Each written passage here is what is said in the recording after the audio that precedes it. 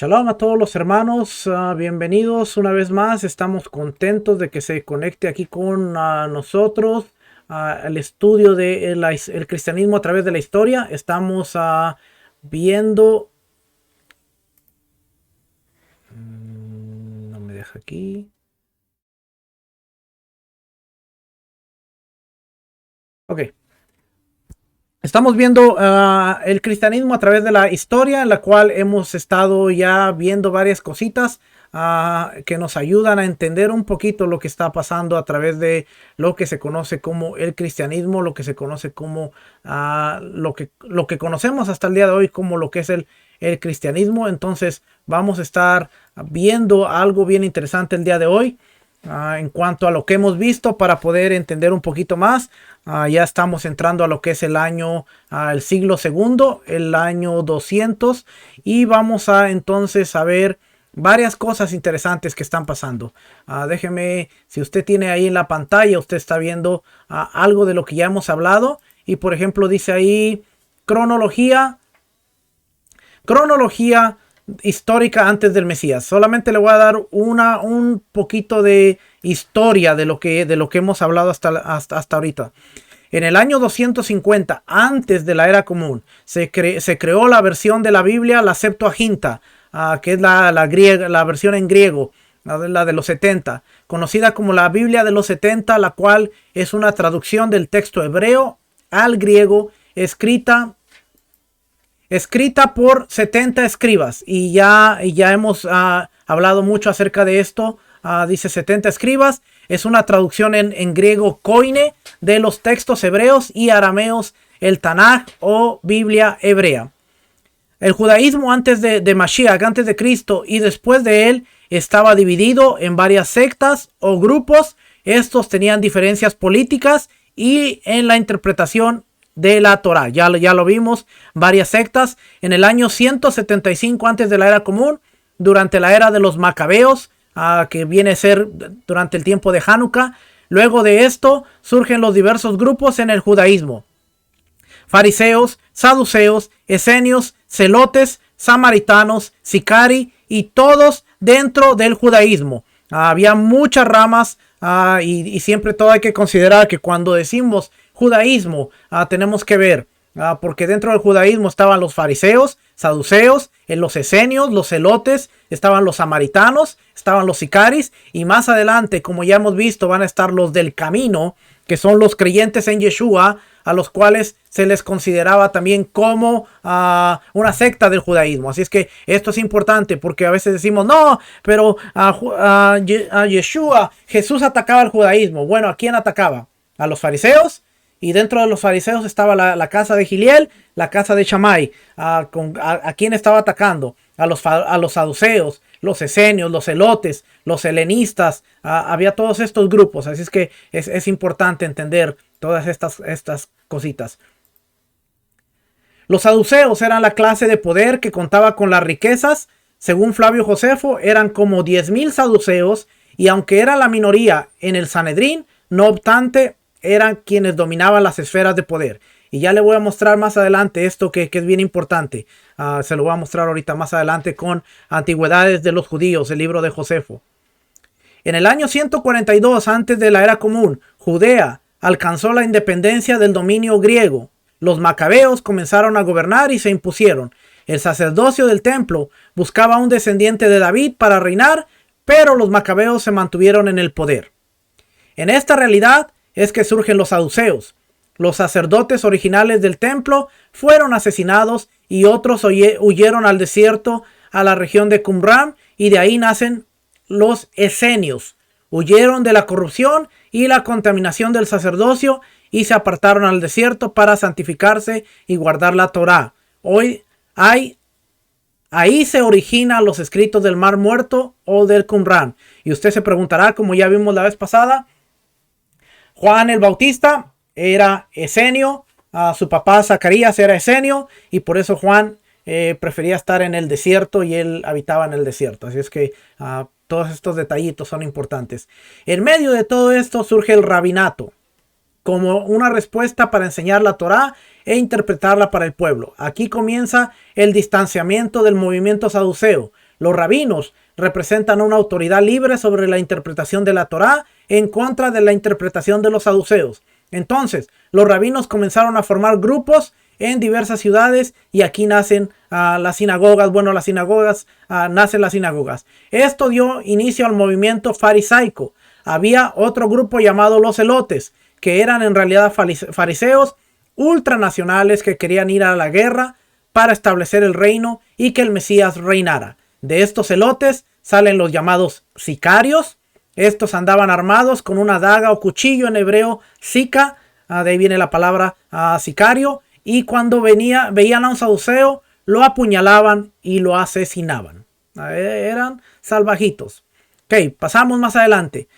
Cronología histórica durante y después del Mesías, después de la era común. Entre los años 4 y 5, Yeshua nace en Betlehem, que significa casa de pan. El canon de las escrituras hebreas se componía de la Torá, instrucción, guianza, y los Nevim, profetas, y los Targumín, eran las interpretaciones de los sabios y maestros de la Torá antes y durante el tiempo de Yeshua. Así es que acuérdense, la Torá es un acróstico: Tanakh, Nevim y Ketuvim. Tanakh. Entonces, en el año 18, oiga esto que dice aquí. En el año 18, Caifás es el mejor postor a la subasta por el sumo sacerdote establecida por Roma. Esta se lleva a cabo cada 2 años. En el 26, Yeshua establece su ministerio después de haber sido bautizado. Esto es importante porque este libro, ya voy a empezar yo con... No es un libro, sino que está bien pesado. Es un diccionario, es el diccionario enciclopédico y bíblico ilustrado. Diccionario enciclopédico bíblico ilustrado. Este trae una parte bien interesante en donde habla del sumo sacerdocio. Y donde está hablando del sumo sacerdocio, déjenme, lo tenía guardado, pero como siempre. Nos trae una lista. Ahí la puede ver. Más para acá. Ahí. Dice lista de sumos sacerdotes. Y si usted ve en la parte de... Es más, mire, es más. Yo puedo hacer algo a través de la hermosa tecnología. Yo puedo hacer algo.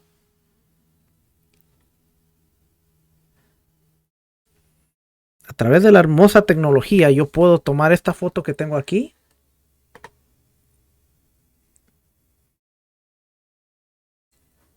Y la puedo mandar.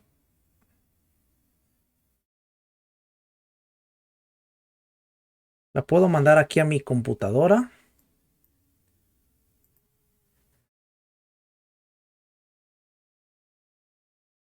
Aquí está, mire. Puedo mandar aquí a la computadora. Y ahora lo que tengo que hacer es cambiar.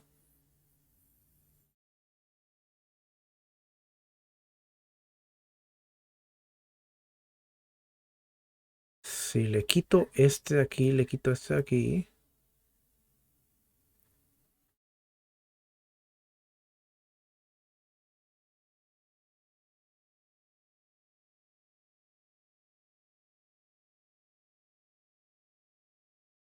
¿La puede ver? Dígame que sí la puede ver. No la ve. Ah.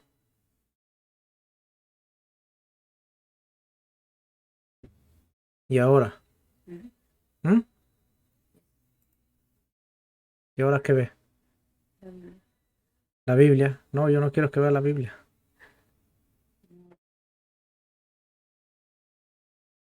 Ay, tecnología.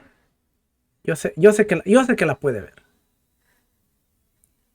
Un momentito. Es que quiero que vea esta foto porque es importante. Es importante lo que le voy a enseñar. ¿Ok? Ok, aquí está. Aquí está esta foto. Entonces,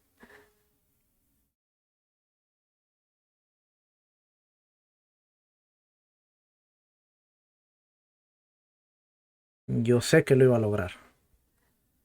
Ahora, la cosa está...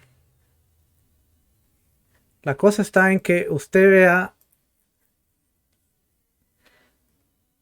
Mire, este recurso nos da...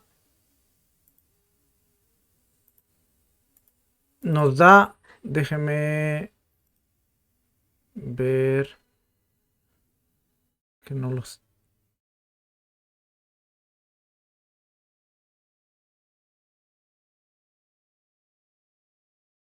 Ok. Ok, ahora sí. Ahí está. Este recurso nos dice lista de sumos sacerdotes, desde el acceso de Herodes a la destrucción del templo, nombrados por Herodes el Grande, Arquelao, Quirino, Valerio Grato, Vitelio, Agripa, Herodes de Calcis y Agripa II, y el pueblo durante la última guerra. Usted ve que Roma es el que está nombrando los sumos sacerdotes. Y Herodes el Grande, y aquí dice Ananel, Aristóbulo, Jesús hijo de Fabes, Simón hijo de Boetos, Matías hijo de Teófilo, Joazar hijo de Boetos, Eleazar hijo de Boetos, Jesús hijo de Siei, Ananos o Anás, que es Ananías, Ismael, Eleazar hijo de Anás, Simón hijo de Camitos, José a Caifás, Jonatán hijo de Anás, Teófilo hijo de Anás. Este Teófilo, número 15. Si nosotros buscamos y nos ponemos a ver este Teófilo número 15, ¿cómo empieza el Evangelio de Lucas? El Evangelio de Lucas empieza, si nosotros, déjenme le abro Lucas aquí.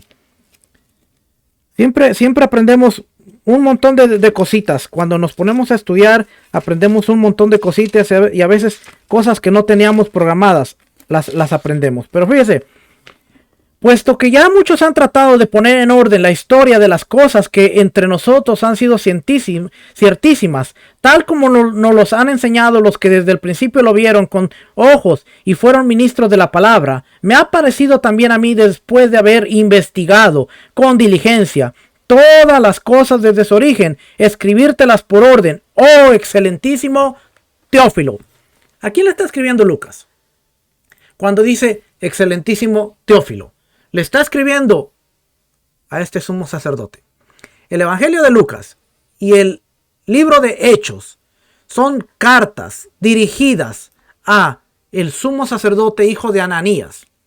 Y cuando usted ve esto y ve el contenido de Lucas, un investigador que está tratando de comprobarle los hechos al sacerdocio, cómo sucedieron las cosas, por qué pasaron las cosas, y luego el libro de Hechos también, cómo está llevando, usted se va a dar cuenta de la riqueza del lenguaje del libro de Lucas y el libro de Hechos, que van dirigidos a una persona. El libro de Lucas tiene un remitente, oh excelentísimo Teófilo. ¿Quién es ese excelentísimo Teófilo? Teófilo es nada más y nada menos que hijo de Anás. Anás era Ananías, el sumo sacerdote. Ahora, fíjese, le voy a mostrar dentro de la Biblia. Aquí está, Logos. Vámonos a Logos.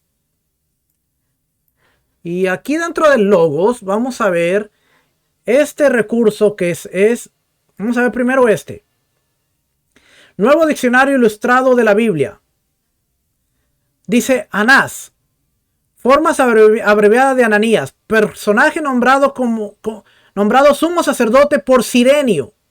¿Y quién es Cirenio? Cirenio es gobernador de Siria. Cuando nació Jesús, según Lucas 2:2, empezó su carrera política como cónsul en Roma en el año 12 antes de la era común. Desempeñó varios puestos y murió en el 21 después de la era común.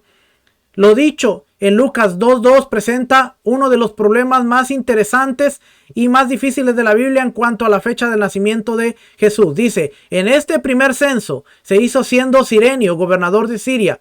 Datos históricos prueban que Cirenio fue el gobernador de Siria entre el 6 y el 9 después de la era común y que Judea perteneció a esta provincia. Josefo en las antigüedades, el libro 18 en el primero. Y ahorita lo voy a llevar a las antigüedades. Entonces dice, su deposición no tuvo valor para los judíos, pues entre ellos el cargo de sumo sacerdote era vitalicio por su gran influencia. Anás consiguió que tras él obtuvieran el sumo sacerdocio sus 5 hijos y su yerno Caifás. Por esta razón, aunque Caifás era el sumo sacerdote oficial al principio del ministerio de Juan el Bautista, a Lucas 3:2, Anás se reconocía juntamente con él. Por eso siempre se nombra a Caifás y Ananías, los dos. Porque aunque uno era el sumo sacerdote, el otro era para los judíos, seguía siendo el que tenía el valor. Anás intervino en el proceso de Jesucristo, realizando un interrogativo previo en su casa, según Juan 18, capítulo 18, versículo 13 y 24. Y aquí de nuevo se le considera como sumo sacerdote en el versículo 19, a pesar de la identificación de Caifás como el sumo sacerdote.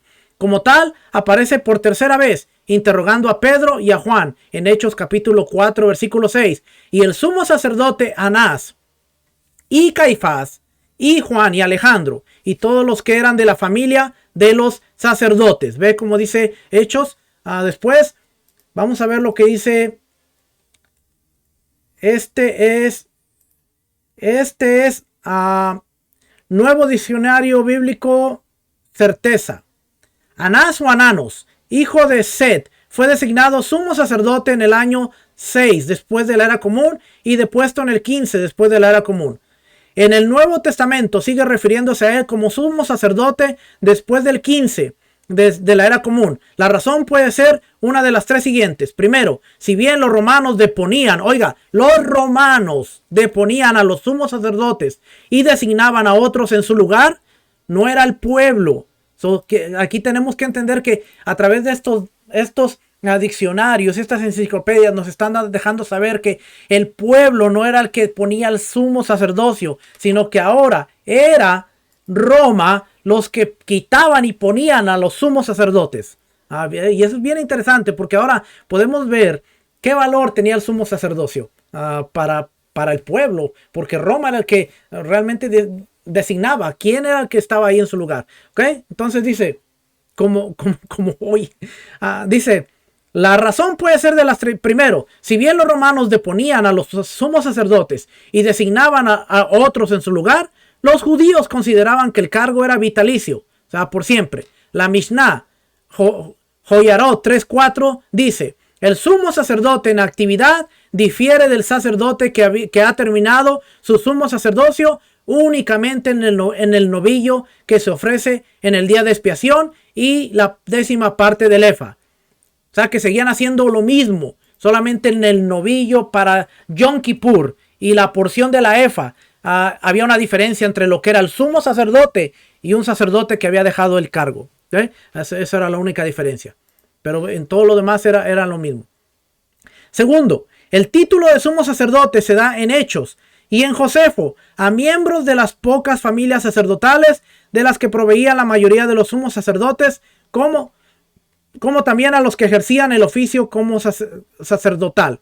Tercero, Anás tuvo una gran influencia personal ante sus sucesivos sumos sacerdotes. 5 de sus hijos y Caifás, su yerno, fueron sumos sacerdotes. Cuando fue juzgado Jesús, vemos que Anás lleva a cabo una investigación preliminar antes del juicio formal a cargo de Caifás. Juan capítulo 18, versículo 13 al 24. Cuando Lucas capítulo 3, versículo 2 dice que el sumo sacerdote era Anás y Caifás, el uso del singular probablemente sea intencional para indicar que si bien Caifás era el sumo sacerdote oficialmente designado por Roma, su suegro compartía el poder sumo sacerdotal tanto de hecho por su influencia personal como de derecho según el pensamiento judío estricto. Y nos cita Hechos capítulo 4 versículo 6, cuando nuevamente dice, y el sumo sacerdote Anás y Caifás. Uno más. Nuevo diccionario ilustrado bíblico. Ananías, forma griega del verbo ananiá. Dios es misericordioso. Nombre de varias personas, en especial miembro de la primitiva comunidad de Jerusalén. Muerto de repente por su mujer Zafira. Este es el otro Ananías. Anás. Este es Ananías el que murió. Ya estaba yo en otro. Anás, gracia de Yahweh. Sumo sacerdote, designado como tal el 7. Ve que hay una discrepancia en los años, porque sabemos que cuando entró en vigencia el calendario grecorromano hay una diferencia. Algunos ponen 6, otros ponen 7. Este pone 7. Dice, designado como tal el 7 antes de la era común por Quirinio, gobernador de Siria. Es el mismo, solo que aquí le da a Quirinio el nombre.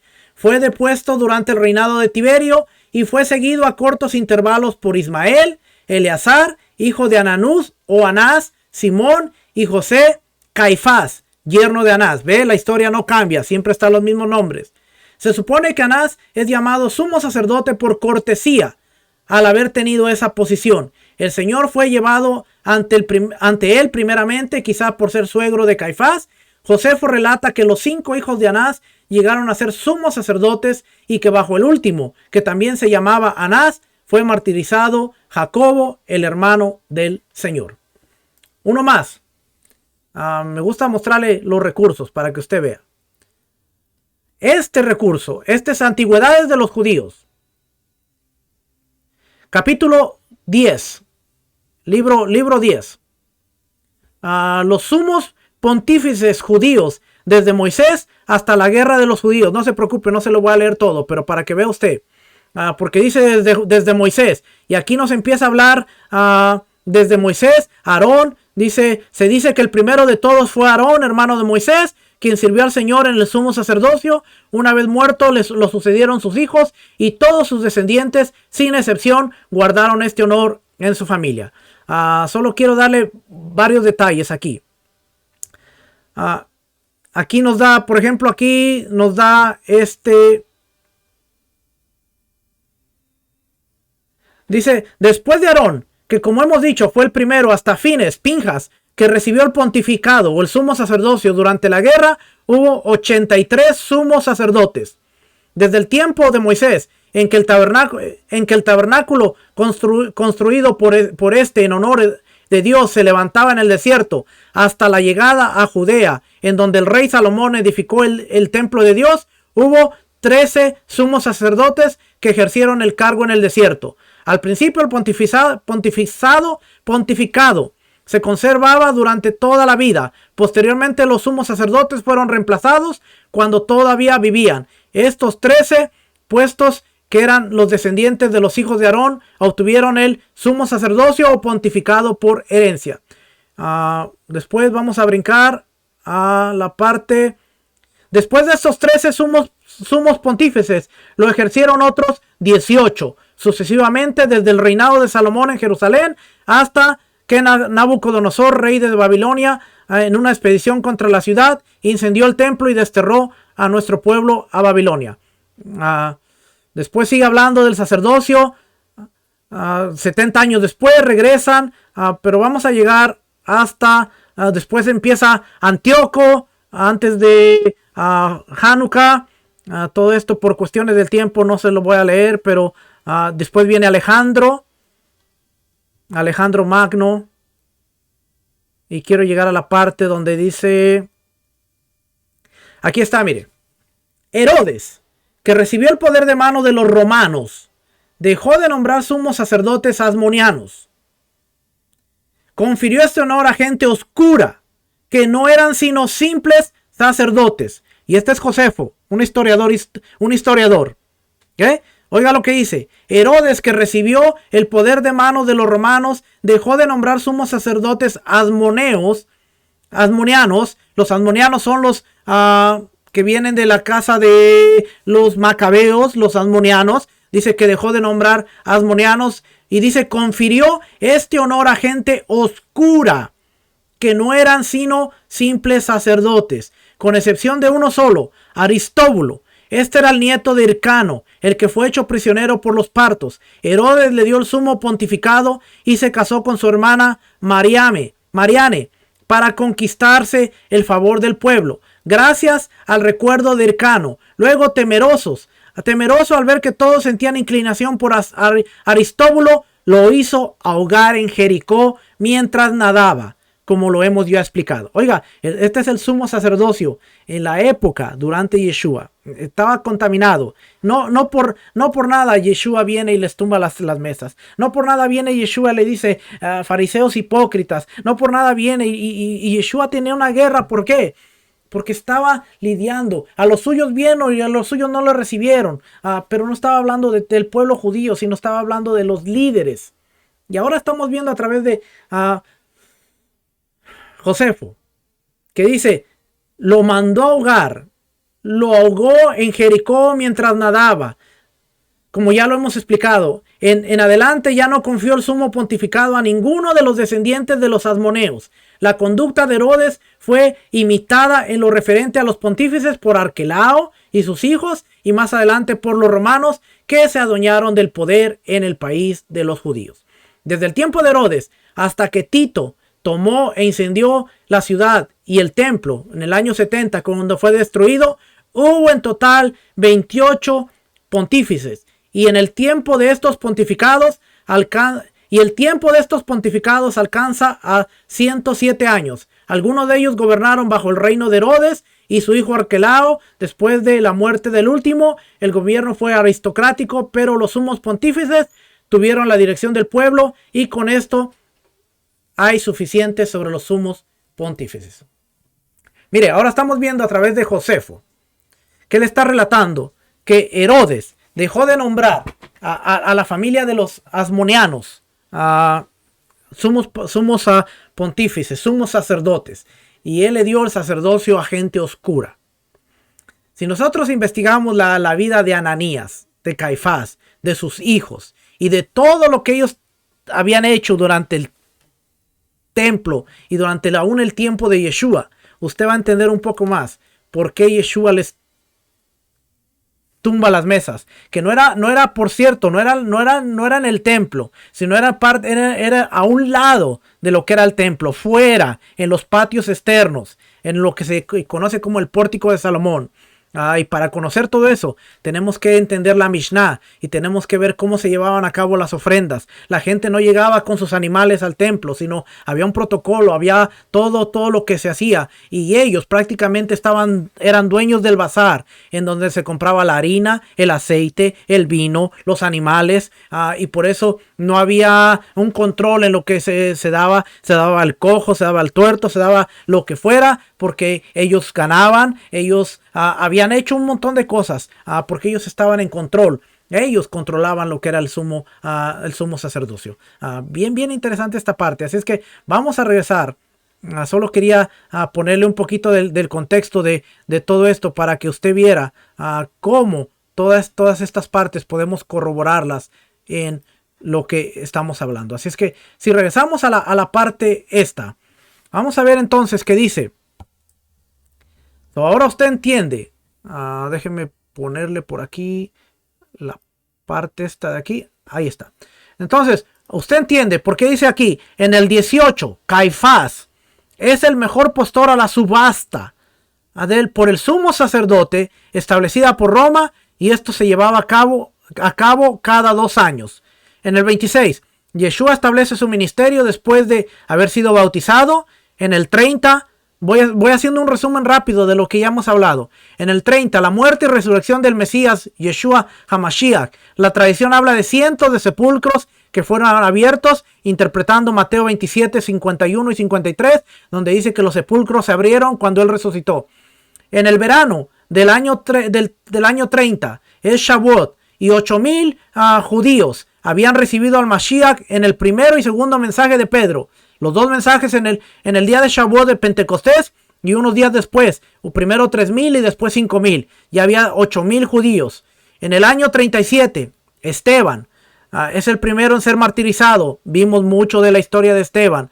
En el año 40, esto es 10 o 12 años después de la muerte y resurrección del Mesías, Pedro comparte el evangelio con el primer gentil, Cornelio. Pero ya vimos cuál es lo que está poniendo Cornelio en riesgo. Está poniendo su puesto, está poniendo su posición y está poniendo que era un judío, era un gentil piadoso, que hacía oraciones, que hacía dádivas de caridad, que oraba en las oraciones que se daban en el templo, a la hora sexta, a la hora novena, a la hora tercera. Él estaba orando cuando los judíos estaban sacrificando un animal en el templo. Él estaba a través de su ventana viendo hacia Jerusalén, cumpliendo lo que Salomón dijo: oh, si alguno dirigiera su mirada hacia este lugar y orara, tú oirás.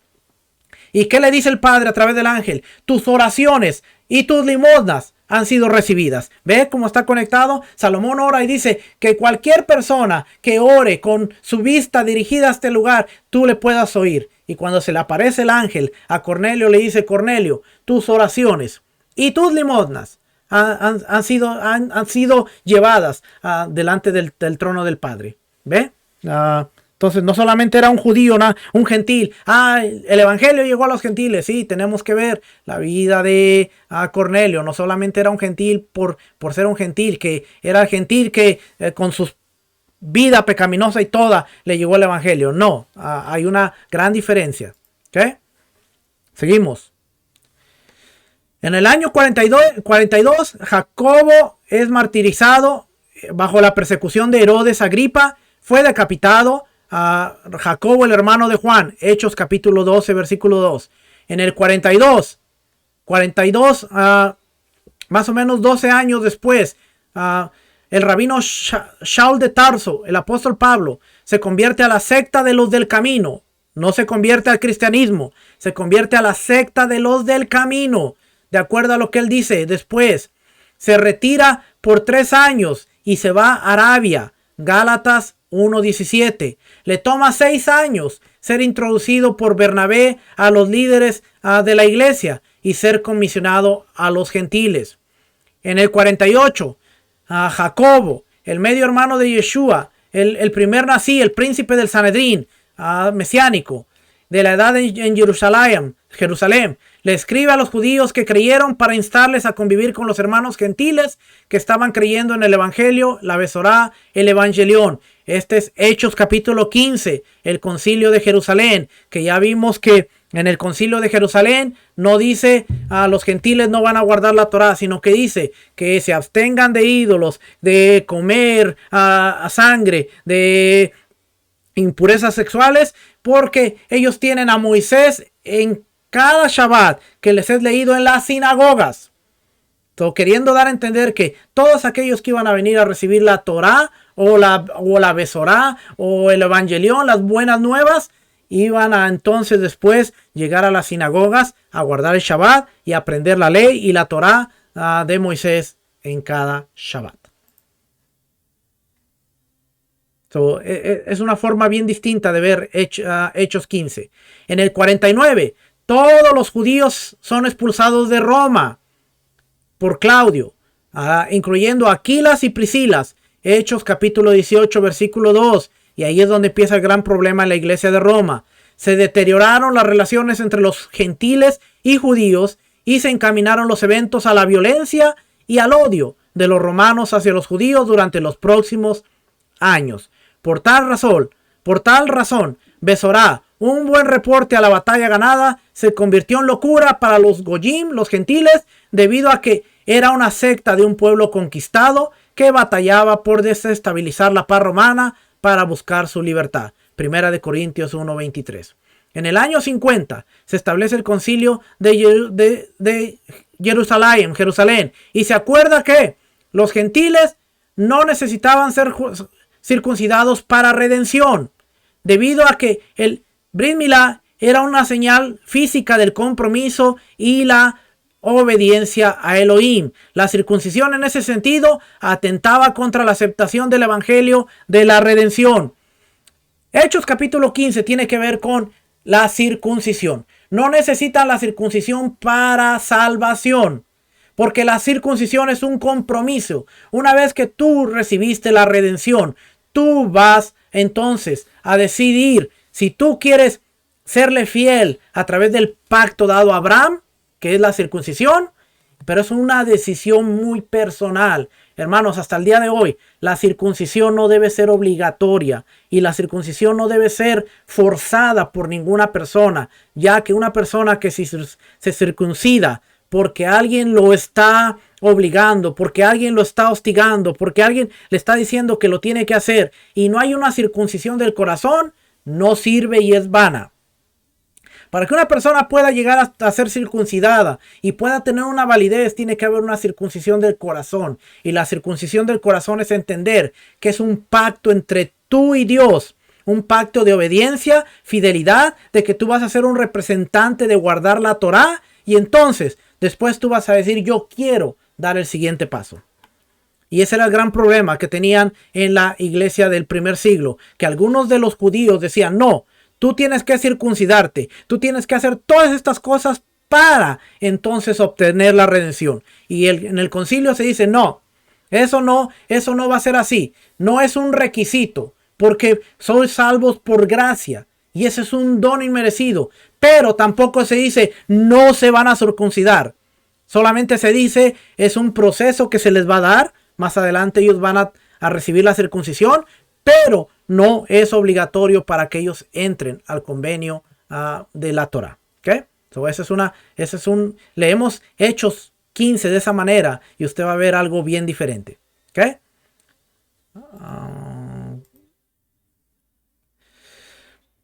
La Brit Milá. Segundo aspecto, no era uno judío, sino más bien era para los gentiles. Los que comían alimentos consagrados a los dioses griegos eran los gentiles, no los judíos. Así que se les prohibió hacer tal cosa y toda práctica de fornicación y alimentos en los templos paganos. Esto para que los cumpliesen con los fundamentos de la Torá e ir aprendiendo cada vez más y más. Cada vez más y más. Déjenme ver por acá.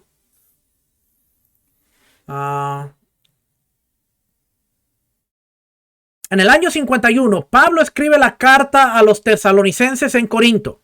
Entonces, bien importante, porque ahora vamos a empezar a ver cómo se forman las cartas. En el 52, Tomás establece la congregación en la India. En el 53, Pablo escribe Gálatas desde Antioquía y comienza su tercer viaje misionero. Encontramos a Pablo en Efeso. Pablo escribe a la iglesia en Gálatas, Turquía, Asia Menor, Turquía en el presente, para defender la salvación por fe frente a los que querían llevar a los gentiles y judíos a los ritos expiatorios de sacrificio y ritos ceremoniales a cambio de la salvación. Oiga.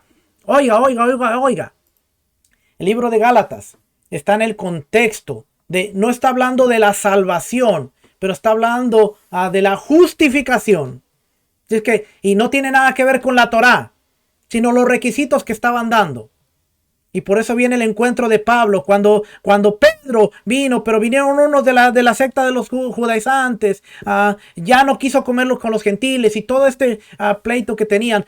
Cuando no entendemos el problema que sucede en Gálatas y empezamos a sacar textos fuera de contexto de Gálatas, empezamos a decir, no, es que Pablo dijo que aquel que guarda la Torá está bajo maldición. No, es que Pablo dijo, no es que Pablo en ningún momento está diciendo no guardes Torá en Gálatas. Hay que leer Gálatas completo. Hay que leer Gálatas distinto. Mire, yo tengo varios libros que tratan con Gálatas.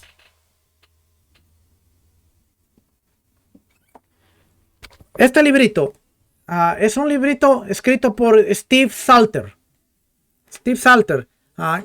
Galatians, la ley y la gracia, comparación y compañía en la redención.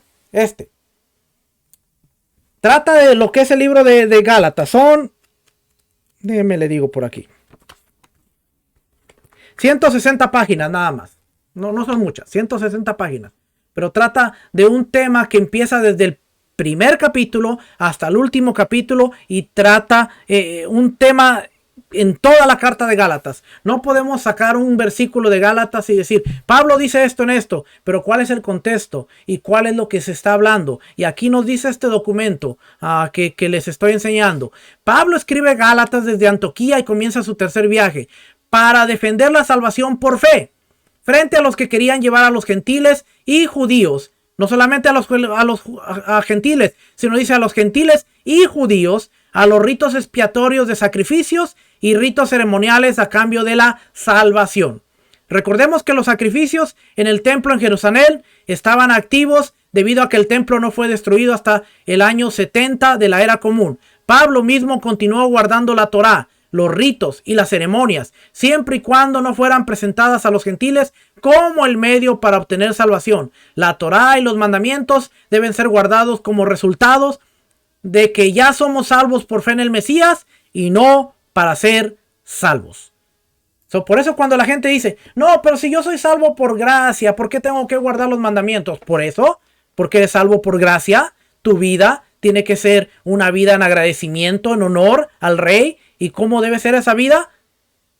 Como dijo Yeshua en Juan y en Lucas, si me amas, guarda mis mandamientos. La única forma de mostrar amor a nuestro Padre es guardando los mandamientos. ¿Ok?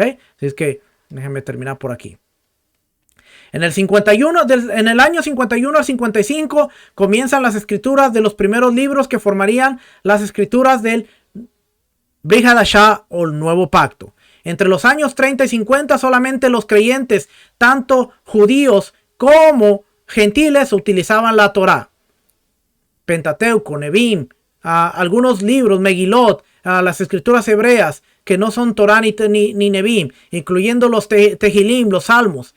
En el año 51 al 55 al 56 se escribe la segunda carta de los Corintios desde Macedonia. Hechos capítulo 20 nos dice. En el 57 se escribe Romanos desde Corinto y termina su tercer viaje misionero. Esto para contrarrestar el odio y la arrogancia espiritual de los hermanos romanos hacia el pueblo judío. Y aquí nos da le estoy dando una introducción a lo que es el libro de Romanos. La escribió para contrarrestar el odio y la arrogancia espiritual de los hermanos romanos hacia el pueblo judío, explicar el propósito de los aspectos expiatorios de la Torá y cómo vivir una vida santa ante Dios. Pablo explica los siguientes puntos importantes sobre la posición de los gentiles y los judíos en el plan de redención basado en Romanos capítulo 9, 10 y 11. Dios endurece al que quiere endurecer y tiene misericordia del que quiere tener misericordia. Romanos 9, 18. Dios no ha desechado a su pueblo Israel. Romanos 11, 1. Como ahora, no hay tal como la teología de reemplazo, no la hay. Dios no ha rechazado a su pueblo. Dios puso un espíritu y un velo de incredulidad para que no creyeran, a fin de tener misericordia de los gentiles y del remanente escogido por gracia dentro de los judíos. Romanos 11, 8. Hay un remanente escogido por gracia de decenas de miles en la diáspora, el Galut, que hicieron posible que se predicara la Besorá, las buenas nuevas, a los gentiles. Romanos 11:5. Dios ha permitido que una parte de los judíos de aquel tiempo no crean para causarles a celo, por medio y primeramente de los judíos que han creído y de los gentiles que han creído, y para alcanzar con misericordia a los no judíos que no eran pueblo. Romanos 11, 11 y Efesios 2. Los que nunca habían oído de Yeshua oirán y creerán. Estos son deudores espirituales a los judíos y llamados a bendecir a los judíos. Romanos capítulo 15, versículo 9 al 12, Romanos 15, 21 y Romanos 15, 27. Los gentiles son ramas silvestres, los judíos son ramas santas y naturales. Las ramas silvestres han sido injertadas para participar de la rica savia del olivo y de la raíz que es santa, el Mashiach. Romanos capítulo 11, versículo 17. Los judíos son amados por causa de los Aboteinu, los padres. Romanos capítulo 11, versículo 28. En el 58, Pablo es encarcelado en Cesarea bajo el gobierno de Félix y Festo. Este evento es de suma importancia debido a que los libros de la historia de la iglesia presentan las razones de su arresto por la siguiente causa. Este Pablo es un agitador y líder de la secta del Nazareno. ¿Ve? No le dice el cristianismo, dice la secta del Nazareno.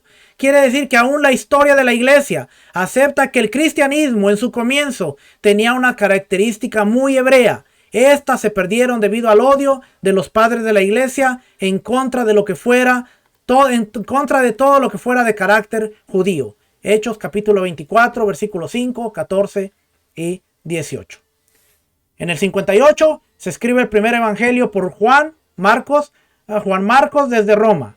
En el 60 Pablo le escribe a Filemón desde la prisión en Roma para que perdone y reciba a Onésimo, un esclavo que había escapado de su amo. En el 60 se escribe el evangelio de Mateo en Judea por Mateo, también conocido como Leví.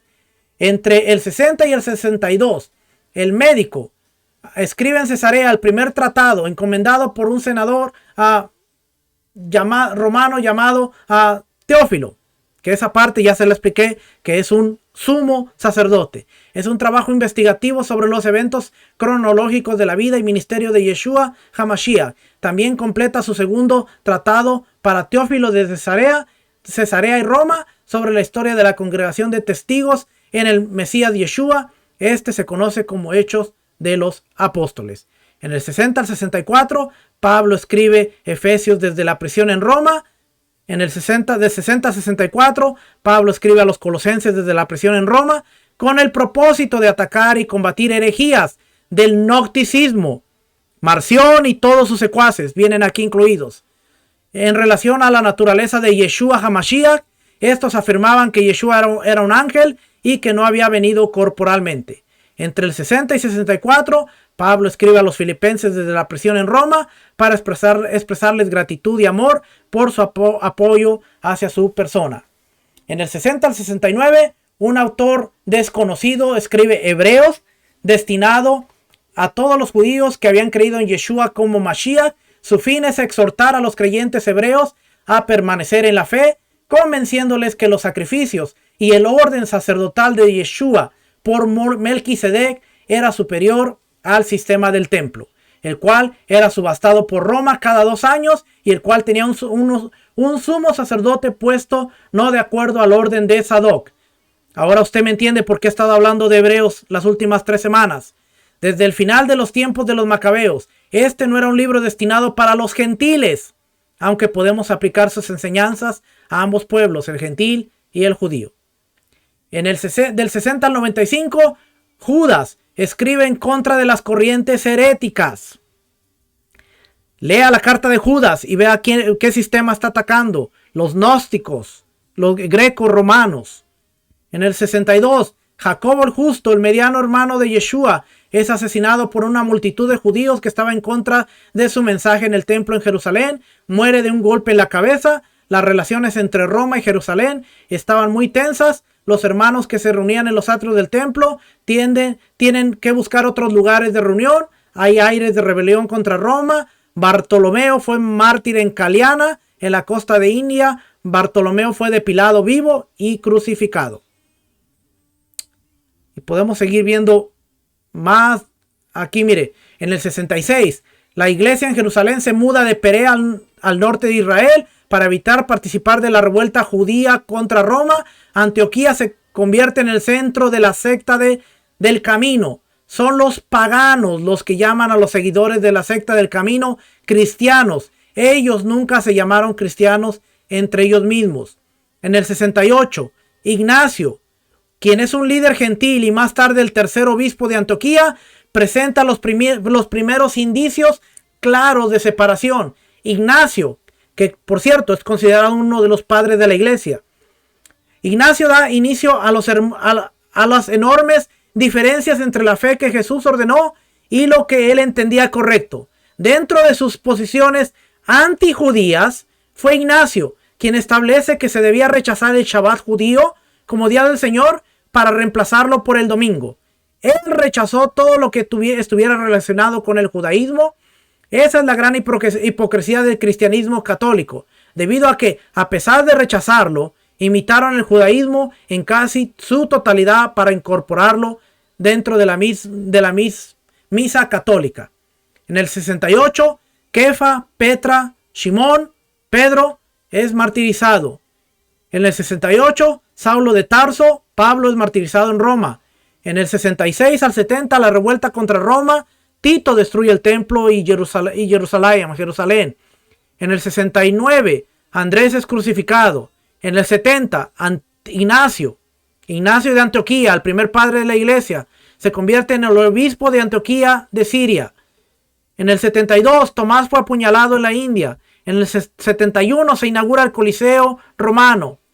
Judas y Simón fueron asesinados en el 79 y sus cuerpos fueron desmembrados por la multitud en Persia. Simón se había unido a Judas después de un viaje a Britania. Judas había estado en Armenia. Ya para el 76 al 79 podemos ver claramente cómo los gentiles se apoderaban de la iglesia. En esos años, el Papa Anacleto, siendo el primer papa griego, toma el cargo como obispo de Roma. En el 85 al 95, Juan, el discípulo amado, escribe su evangelio para combatir las corrientes gnósticas sobre la naturaleza de Yeshua HaMashiach. Entre el 85 y el 95, Juan escribe desde Efeso, primera y segunda de Juan, para contrarrestar las herejías del gnosticismo. Segunda de Juan es destinada a la señora Elégida. Tercera es dirigida a Gallo. Entre el 85 y el 150 se forman los escritos de los llamados padres apostólicos: Barnabás, Clemente de Roma, Ignacio y Policarpo, entre muchos que vamos a estar hablando más adelante. En el 90 nace el docetismo, que negaba la humanidad de Yeshua. El gnosticismo aseguraba tener un conocimiento secreto mayor que la revelación divina y la fe.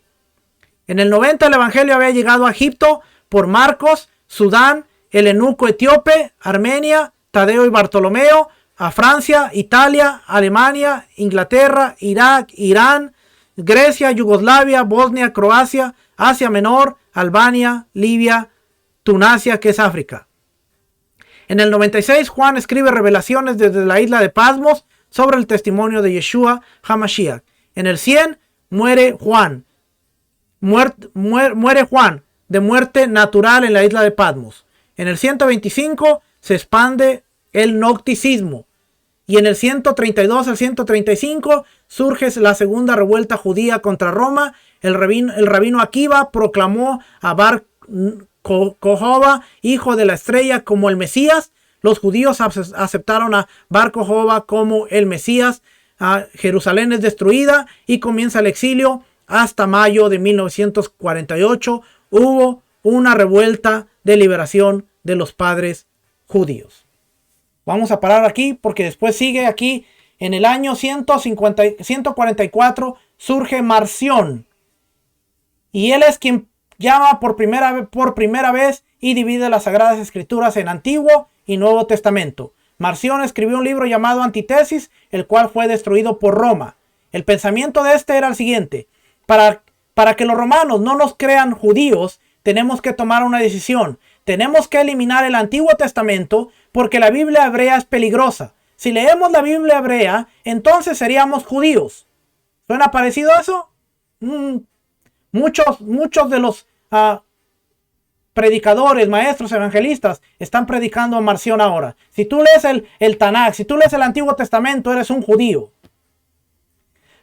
Para que los romanos no nos crean judíos, tenemos que tomar una decisión. Tenemos que eliminar el Antiguo Testamento porque la Biblia hebrea es peligrosa. Si leemos la Biblia hebrea, entonces seríamos judíos. Por lo cual, lo único que debemos leer es el Nuevo Testamento. Marción quería que el Nuevo Testamento fuese el Evangelio de Lucas porque es el único que no es judío. También dijo que el Dios del Antiguo Testamento era un falso Dios y que era el diablo. Con Marción se inicia el marcionismo y creyentes gentiles se le unieron. Tan solo un siglo después de Cristo, estos creyentes no querían ser vistos como judíos y enemigos del Imperio Romano. Marción editó su propio Evangelio de Lucas y las epístolas paulinas y fue quien promovió la rivalidad entre la gracia, la ley y la gracia. Y luego sigue San Justino y San Aniceto. Y luego de eso sigue más para acá Aniceto, Luego Martirio de León. Luego vamos a ver Víctor I. Y todo esto es antes de llegar a Constantino. Como puede usted ver, antes de llegar a Constantino, vemos una gran separación entre la iglesia y vamos a ir viendo esto detalle por detalle. Lo que le hizo más daño a la iglesia fue el gnosticismo. ¿Y qué es el gnosticismo? Era una corriente bien fuerte que venía de Grecia, en la cual ellos se creían superiores, y muchas de las cartas, como puede ver usted, primera de Juan, segunda de Juan, tercera de Juan y muchas otras cartas de Pablo están atacando el gnosticismo en ese entonces. Y hoy muchas de las doctrinas cristianas están llenas de gnosticismo, aunque no lo queramos ver. Y todo eso tenemos que detectarlo para poder entender qué es lo que nos estamos perdiendo. Por eso, no se pierda, porque estamos viendo la historia del cristianismo. No estamos viendo las raíces del cristianismo, porque no hay raíces. Si nosotros dijéramos las raíces del cristianismo, tendríamos que estudiar el judaísmo, porque esas son las raíces del cristianismo. Pero esta serie se llama La historia del cristianismo, porque a través de la historia usted está viendo cómo se está descubriendo cómo ha ido mutando y cómo ha ido evolucionando el cristianismo para llegar a la corriente que tiene el día de hoy. Si usted va hoy a los diferentes concilios, usted va a encontrar las declaraciones de fe basadas en hombres y muy pocos de ellas basadas en la Torá. Cada concilio tiene sus declaraciones. Asambleas de fe, Asambleas de Dios tiene las 16 verdades fundamentales. Los bautistas tienen sus declaraciones. Los metodistas, todos y cada uno tienen sus doctrinas básicas. Y muchas de ellas tendríamos que ver, ¿tienen su fundamento bíblico? Por eso hay que seguir estudiando la historia del cristianismo. Y dentro de la historia, ¿qué aprendimos hoy? Muchas cosas en un repaso que no fue repaso, sino que aprendimos tantas cosas. Así que, familia, conéctese la próxima semana para seguir aprendiendo. Los esperamos en la historia del cristianismo. Acuérdese, a través de Josefo, a través de Roma y a través de aún de escritores romanos, ellos decían, el judaísmo y la nueva secta del judaísmo son uno solo. Pero después viene Ignacio, viene Marción, viene Aniceto, viene Justino y dice, no, a nosotros no nos comparen, ellos son los judíos y nosotros somos nosotros. Y entonces es donde ellos empiezan a decir, bueno, nosotros no vamos a celebrar Shabbat, bueno, nosotros vamos a tener nuestra Pascua, bueno, nosotros vamos a comer lo que queramos, bueno, nosotros vamos, y ahí vamos a empezar a ver un gran despegue de lo que eran las raíces judías del Evangelio. Y ahora encontramos la iglesia cristiana, católica, romana, porque esa fue la primera que existió. No se enoje conmigo, se lo voy a mostrar. En el año 300, cuando viene a ser la religión oficial, es llamada la Iglesia Cristiana Católica Romana. Nunca se llamó la Iglesia Cristiana, se llamó Cristiana Católica Romana. Y se lo voy a mostrar con documentos. No me crea a mí. Tengo las pruebas ahí para enseñarle que mi intención no es decirle usted está mal, yo estoy bien.